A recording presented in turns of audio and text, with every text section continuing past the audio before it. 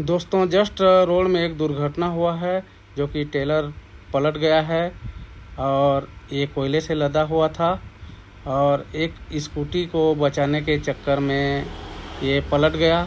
और आओ देखते हैं स्कूटी की गंभीर हालत।